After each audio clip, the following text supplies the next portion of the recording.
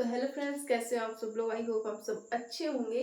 तो एक कमेंट था जिसको पूछना था कि आपका हमें सिलेबस चाहिए किसका, पेपर टू का, सी टेट के पेपर टू का सिलेबस डिस्कस कर दीजिए। सिलेबस बता दीजिए कि किस तरह से सी टेट पेपर टू का सिलेबस क्या है, कहाँ कहाँ से क्वेश्चन पूछे जाते हैं। तो मैंने सोचा चलो उस पर एक वीडियो बना देती हूँ कि सी टेट पेपर टू, क्योंकि हो सकता है ये काफ़ी और बच्चों का भी हो। एक दो लोगों का कमेंट आया है तो हो सकता है काफ़ी और लोगों का भी ये हो। किसी को चाहिए सिलेबस, समझ नहीं आ रहा है, कोई भी दिक्कत नहीं निकाल मिल रहा है आपको वेबसाइट से जाके, जबकि आप अगर जाओगे गूगल पे, वहाँ पे आप C TET paper one two का सिलेबस डालोगे तो आपको निकल के आ जाएगा। लेकिन कई बार ऐसा होता है नहीं मिलता है, तो मैंने सोचा क्यों ना इस पर एक वीडियो बना के आप लोगों को ये डाउट भी आपका क्लियर करें। तो सबसे पहले तो एक चीज़ समझते हैं सी टेट पेपर टू का एग्जाम पैटर्न। तो एग्जाम पैटर्न सेम ही रहता है। सीटीपी होती है आपकी लैंग्वेज फर्स्ट, लैंग्वेज सेकेंड। उसके बाद में अगर आप लोग मैथ से हो, यानी कि अगर आपका जो बैकग्राउंड है जो भी है बीएससी वगैरह रहा है, तो आपको यहाँ पे क्या लेना होगा, मैथ और साइंस आती है 60 मार्क्स की।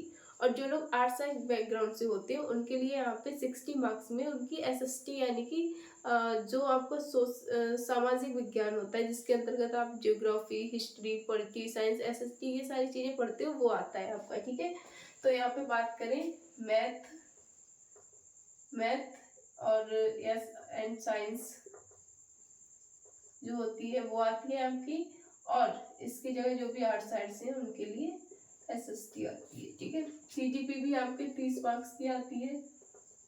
लैंग्वेज फर्स्ट भी 30 मार्क्स की होती है, सेकेंड भी 30 की होती है। एसएसटी और साइंस दोनों 30-30 नंबर के होने, यानी कि मैथ हो गया आपका 30 नंबर का और 30 नंबर की आपकी साइंस होगी। ओवरऑल मिला के आपके 60 मार्क्स हो गए।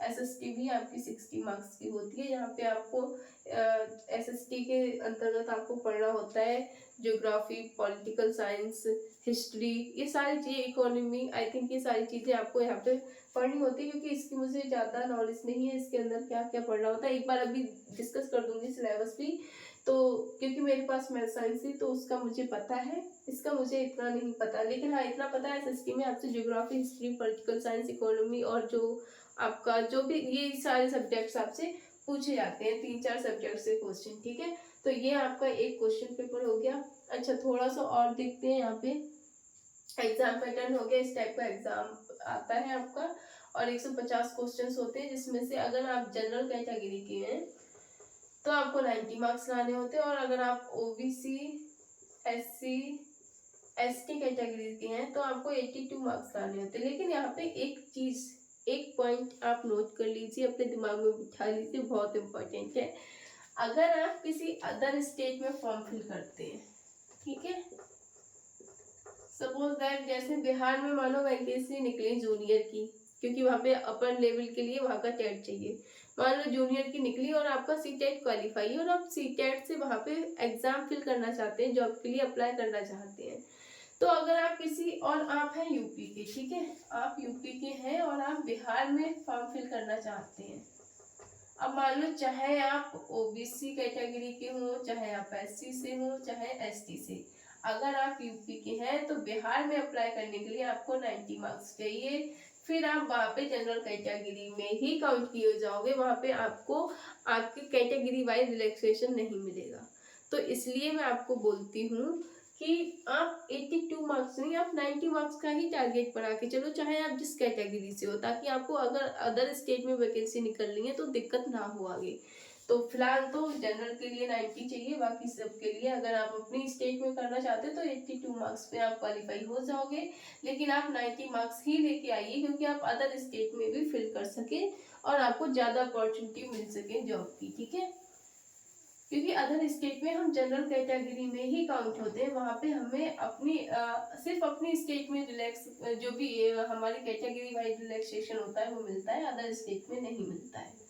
तो ये था आपका एग्जाम पैटर्न। अच्छा, थोड़ा सा यहाँ पे एक चीज और देखो, सीडीपी में यहाँ से आपके 20 क्वेश्चंस कॉन्सेप्चुअल पूछे जाते हैं।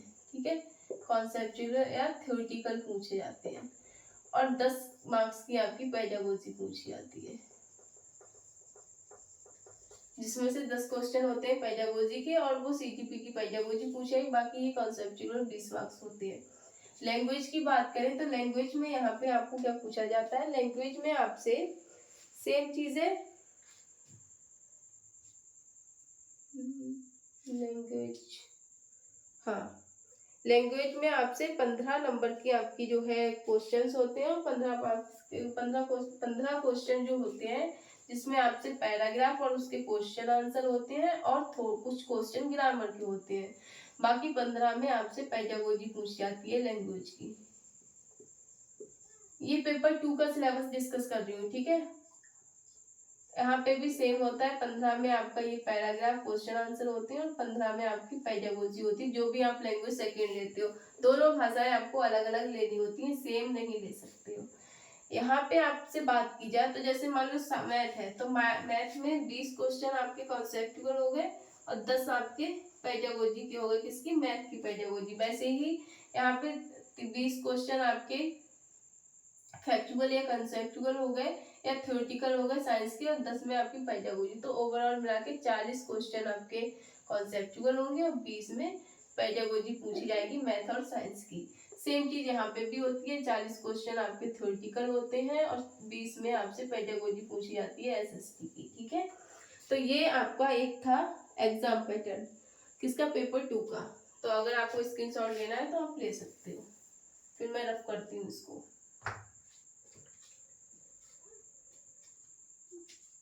ठीक है, तो अब हम डिस्कस करेंगे अपना सिलेबस एक एक सब्जेक्ट वाइज। देखो ज्यादा डिटेल में अंदर की टॉपिक नहीं बताऊंगी क्योंकि फिर बहुत टाइम, वीडियो बहुत लॉन्ग हो जाएगी, लेकिन आपको जो भी इम्पोर्टेंट चीजें हैं वो सब बताती हुई चलूंगी मैं।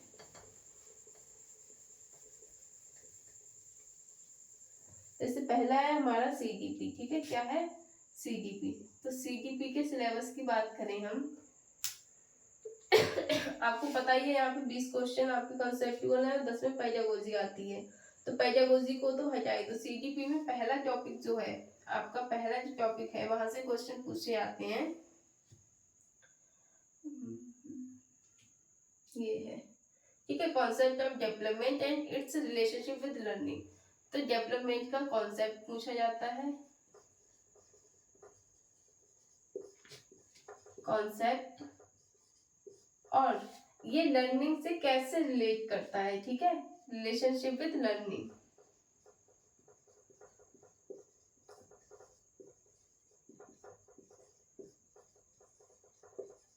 रिलेशनशिप विद लर्निंग, आपको तो ना होगा ना, इतना ज्यादा छोटा तो नहीं लिख गया, ठीक है, क्लियर है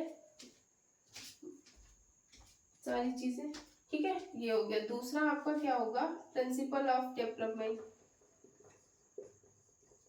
ऑफ डेवलपमेंट, ठीक है। फिर है आपका हेरिडिटी एंड एनवायरमेंट, फिर है आपका, ये मैं आपको शॉर्ट में लिख के बता रही हूँ, ठीक है। बाकी जो भी सिलेबस का लिंक है मैं वीडियो में डाल दूंगी, आप वहां से देख लेना, पूरा लिखा हुआ है, आपको मिल जाएगा। ये मैं शॉर्ट में लिखवा दे रही हूँ क्योंकि यहाँ पे पूरा लिखवाना थोड़ा मुश्किल है। फिर क्या होगा, सोशियलाइजेशन, सोशलाइजेशन, ठीक है। इसमें आपका सोशल, वर्ड एंड चाइल्ड, ठीक है। यहाँ पे हम क्या करेंगे, बच्चे जो है, बच्चे का सामाजिक विकास किन किन चीजों से होता है, किन किन लोगों के टच में आके होता है, उसके बारे में पढ़ेंगे, ठीक है। जैसे सोशल में बच्चे के अंदर कौन कौन आएगा, सोशल में बच्चे से जो भी रिलेट करेंगे वो टीचर होंगे, पेरेंट्स होंगे, मेनली हम इस पे फोकस करेंगे, और पीयर्स ग्रुप, मतलब जो सहपाठी होंगे, जो क्लासमेट होंगे या जो दोस्त होंगे उसके, ठीक है। तो टीचर, पेरेंट्स और पीयर्स ग्रुप जो भी होंगे उन पे हम मेनली बात करेंगे, किसमें, सोशलाइजेशन में। अगला है हमारा प्याजे,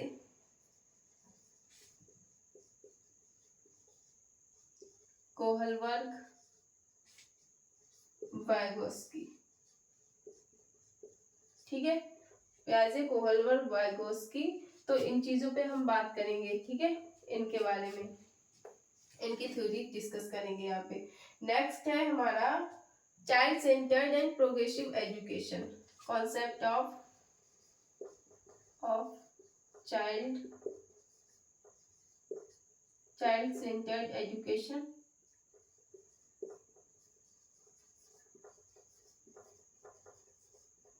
child-centered education and progressive education and progressive education. ठीक है, आप आगे लिख लीजिए। अगला क्वेश्चन है हमारा critical perspective and construct of intelligence. ठीक है, क्रिटिकल यानी कि हम लोग रचनात्मक थिंकिंग के बारे में पढ़ेंगे। ठीक है, किसके?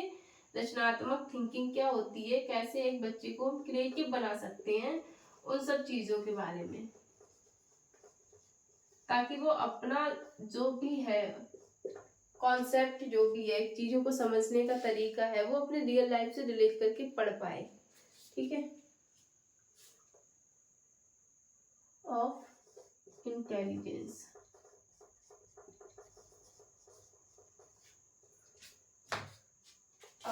नेक्स्ट है हमारा multi dimensional intelligence theory. Multi dimensional intelligence theory, multi dimensional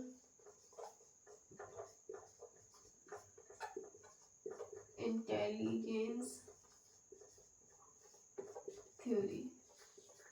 ठीक है, तो इसका आप स्क्रीनशॉट ले लो या देख लो, फिर मैं ऊपर रख करती हूँ इसको।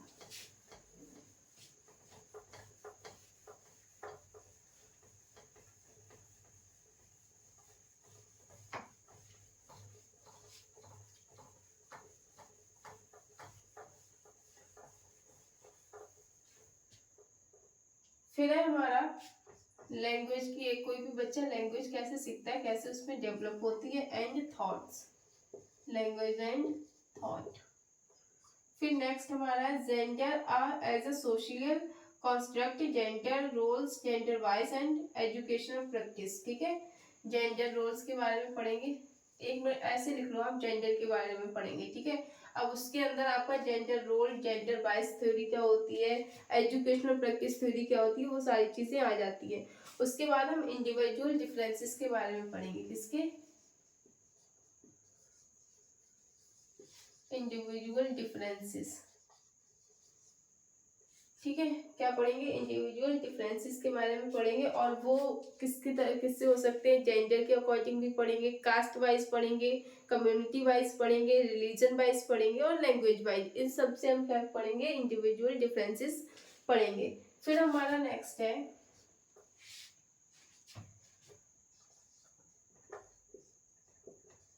कि जो हमारा असेसमेंट और लर्निंग होता है। ठीक है, क्या होता है?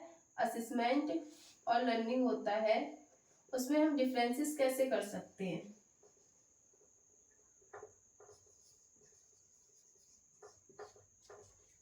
Assessment and learning. अच्छा, यहाँ पे असेसमेंट एंड लर्निंग में क्या होगा? Learning for assessment, assessment for learning, assessment of learning. ठीक है, कि हम लोग असेसमेंट करते हैं किस लिए? ताकि बच्चे को सिखा सके। पढ़ाई के दौरान ही हम असेसमेंट कर रहे हैं, उसके बाद कर रहे हैं, तो ये सारी चीजें हम इसमें पढ़ेंगे। किसमें? जब हम असेसमेंट और लर्निंग पढ़ेंगे, उसके अंदर सारी चीजें हम अपनी पढ़ेंगे। Formula appropriate questions of assign reading level of learners, enhancing learning and critical thinking in the classroom and for assessment learner achievement। तो यहाँ पे नेक्स्ट हमारा क्या होगा? हम किसी भी बच्चे को क्लास में कैसे एक्टिव करें, कैसे उसको पढ़ाएं, कैसे मूल्यांकन करें, ताकि वो क्रिटिकल चीजें करे, थिंकिंग जो हो उसकी क्रिटिकली हो, यानी कि सृजनात्मक सोचो, चीजों को बहुत अच्छे से सोचे, वो नई चीजों की नई खोज करे, डिस्कवरी करे न्यू थिंकिंग की। तो वो सारी चीजें हम इसके अंतर्गत ही पढ़ेंगे। ठीक है, तो ये आपका यहाँ से जितने भी टॉपिक मैंने अभी बताए हैं, आपको टॉपिक बताया, उसके अंदर काफी चीजें हैं, वहां से सारे कॉन्सेप्चुअल क्वेश्चन आएंगे। ठीक है, इतने हैं। और बाकी एक और है जो होती है हमारी इंक्लूसिव एजुकेशन। इंक्लूसिव एजुकेशन ये बहुत इंपॉर्टेंट है। यहाँ से पूरे 5 मार्क्स की पूछ लिए जाते हैं क्वेश्चन आपसे, ठीक है। तो ये बहुत इंपॉर्टेंट है, क्या, इंक्लूसिव एजुकेशन। तो ये था आपका सीटीपी का। बाकी यहाँ से क्या पूछी जाती है, पेडागोजी। पेडागोजी में वही चीजें पूछी जाती हैं, आपके पढ़ाने के तरीके कैसे होने चाहिए, कैसे आप पढ़ाएं ताकि बच्चे का मन लगे पढ़ाई में। अगर कोई बच्चा फेल होता है तो पूरा सिस्टम फेल होता है, बच्चे की गलती नहीं होती है, टीचर की गलती होती है, उसको पढ़ाना नहीं आता है। चाइल्ड सेंटर्ड एजुकेशन रखनी है हमें, लेक्चर मेथड नहीं करना है हमें, क्रियात्मक यानी कि प्रैक्टिकली मेथड करना है।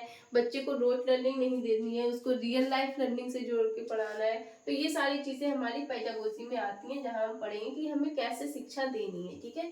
तो ये आपका सीटीपी का सिलेबस हो गया है। बाकी मैं इसका आपको पूरा डिटेल में पढ़ना है तो देखो, पूरा डिटेल में यहाँ पे डिस्कस करूंगी तो वीडियो बहुत लॉन्ग हो जाएगी और आपको भी देखने में अच्छा नहीं लगेगा, इतनी लॉन्ग वीडियो, बहुत सारी चीजें हैं, ठीक है। तो वो क्या करूंगी, मैं लिंक में दे दूंगी आपको, जो भी सिलेबस है ये पूरा मेरे पास डाउनलोड करा हुआ है, उसका लिंक मैं शेयर कर दूंगी, आप वहां देख लेना। लैंग्वेज की बात की जाए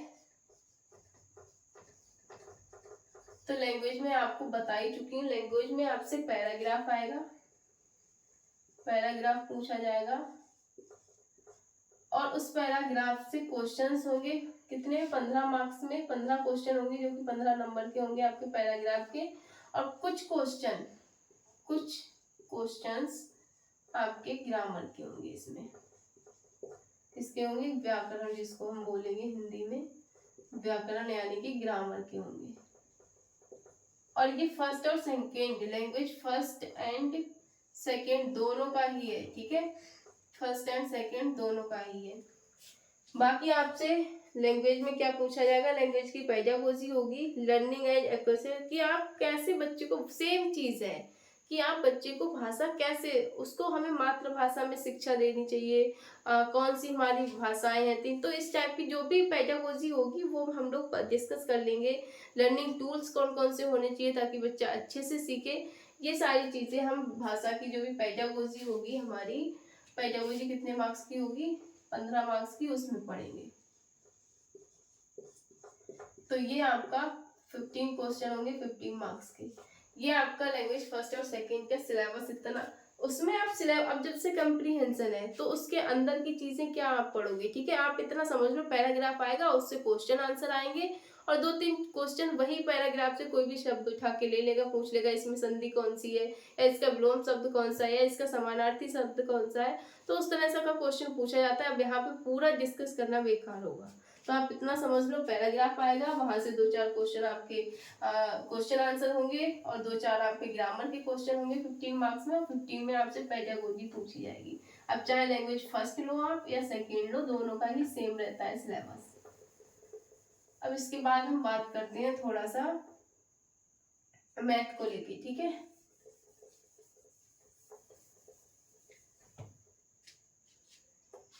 अब हम थोड़ा मैथ का सिलेबस डिस्कस करते हैं। तो मैथ में आपसे पूछा जाता है, मैथ में अगेन कॉन्टेक्ट जो होता है हमारा, कॉन्सेप्टिव जो क्वेश्चन होते हैं वो 20 नंबर के होते हैं। तो वो आपको बता दूं, नंबर सिस्टम होता है हमारा एक, तो बहुत इंपॉर्टेंट है और हम लोग शुरुआत भी यहीं से करेंगे, ठीक है। कहाँ से करेंगे, नंबर सिस्टम से। फिर हमारा होता है एलजेब्रा, एलजेब्रा के बाद हमारी ज्योमेट्री होगी। ये मैं आपको ऊपर यूनिट्स बता रही हूँ, इनके अंदर और भी टॉपिक है, जैसे कि नंबर सिस्टम है। नंबर सिस्टम में आपसे knowing of number, playing with number, whole number, negative number and integer fraction, ये 4-5 टाइप के क्वेश्चंस आपके नंबर सिस्टम में बनेंगे। एलजेब्रा की बात करें तो रेशियो और प्रोपोर्शन वाले, और इंट्रोडक्शन ऑफ एलजेब्रा, ठीक है, रेशियो वाला होगा और प्रोपोर्शन, और इंट्रोडक्शन ऑफ एलजेब्रा। यहाँ पे आपसे होल नंबर, नोइंग नंबर, या आप नंबरों को जानो, ठीक है, और नंबर, प्लेइंग विद नंबर, बाकी नेगेटिव नंबर और फ्रैक्शंस, ठीक है, इंटीजर्स, ये सारी चीजें यहाँ पे पूछेंगे और हम यहीं से डिस्कस करेंगे। एक इसकी 4-5 क्लासेस में हम सारा कर लेंगे। उसके बाद मैथ में मेन है आपका प्रीवियस ईयर क्वेश्चन पेपर लगाइए, ज़्यादा से ज़्यादा लगाइए। प्रीवियस ना मिले, जहाँ से आप क्वेश्चंस मिले मैथ के वो आप लगाइए और वहीं से आपका होगा प्रैक्टिस, ठीक है। आप ये बस सिलेबस आप देख लो कि नंबर सिस्टम है, अलजेब्रा है, ज्योमेट्री है।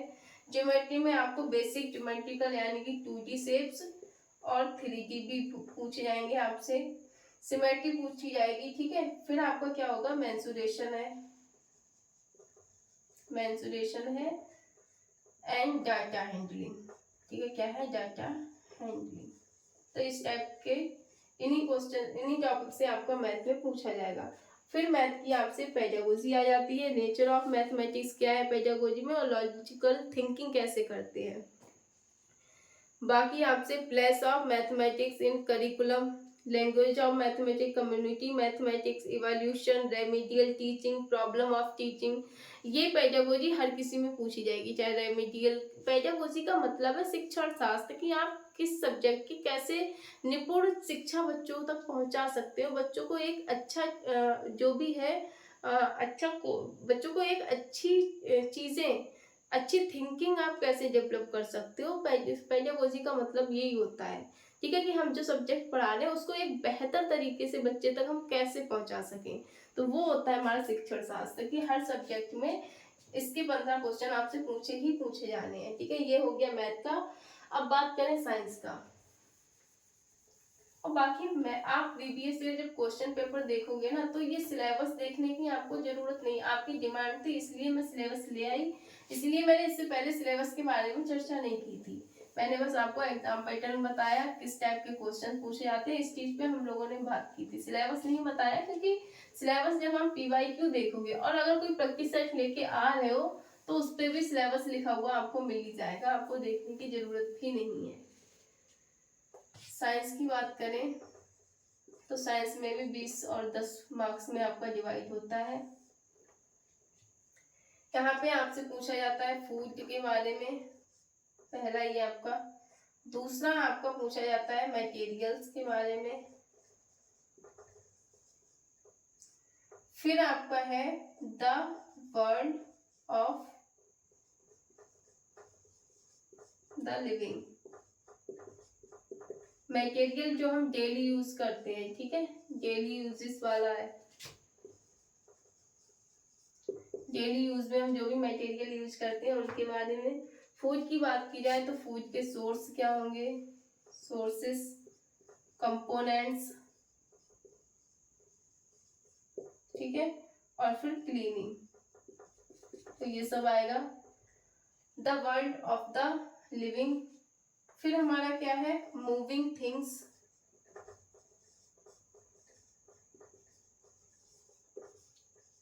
People and ideas. फिर है हाउ थिंग्स वर्क, ये चीजें कैसे वर्क करती हैं, हाउ थिंग वर्क्स। लाइक इसमें क्या हो गया, electric current and circuit, electric current and circuits. और क्या हो गया हमारा, मैग्नेट, ठीक है, मैग्नेट्स। फिर आपका क्या है, नेचुरल फिनोमिना, जो भी होते हैं हमारे नेचुरल फिनोमिना, और नेचुरल रेजोनेंस, रिसोर्सेस। तो ये आपका साइंस का सिलेबस है। और फिर ये 10 मार्क्स में आपकी पेडागोजी, ये आपका कंटेंट है, ठीक है। यहाँ से आपके थ्योरेटिकल जो क्वेश्चन बनेंगे वो इन टॉपिक से बनेंगे, और बाकी 10 नंबर में आपसे पेडागोजी पूछी जाएगी साइंस की, कि आपको साइंस को कैसे एक बेहतर तरीके से बच्चों तक पहुंचा सकते हो, पढ़ा सकते हो, कैसे करो कि ताकि बच्चों को समझ आ जाए एक ही बार में, ठीक है। तो ये था आपका पूरा सिलेबस। बाकी SST की बात करें तो उसमें आपसे देखो हिस्ट्री पूछी जाएगी, ज्योग्राफी पूछी जाएगी, सोशल एंड पॉलिटिकल लाइफ पूछी जाएगी, और फिर पेडागोजिकल इशू। ये 3 सब्जेक्ट हैं, 3 टॉपिक हैं जिनसे आपसे पूछा जाएगा। 3 सब्जेक्ट, हिस्ट्री, ज्योग्राफी और सोशल एंड पॉलिटिकल लाइफ से। और काफी इसमें टॉपिक दे रखे हैं, where, when, how, earliest cities, first farmers and herders. आप पूरा इसमें दे, मैं लिंक शेयर कर दूंगी, आप देख लेना जो भी, अगर आप आर्ट साइड से हैं तो, ठीक है। और काफ़ी चीज़ें हैं, जो एसएसटी का सिलेबस है वो काफ़ी बड़ा है, आप देखोगे वहाँ पे इन चीज़ों से तो ज़्यादा ही वहाँ पे टॉपिक और क्वेश्चंस हैं एसएसटी के, ठीक है। तो ये आपका पूरा सिलेबस था, आपको अब समझ आ गया होगा किस टाइप से चीज़ें आती हैं, पूछी जाती हैं। बाकी अगर कोई और डाउट हो तो आप कमेंट में मुझे बताइएगा, कोशिश करूंगी उसका रिप्लाई देने की और आपको सेटिस्फैक्शन मिले इस टाइप से आंसर देने की। फिलहाल तो ये ओवरव्यू मैंने आपको बता दिया है सिलेबस का।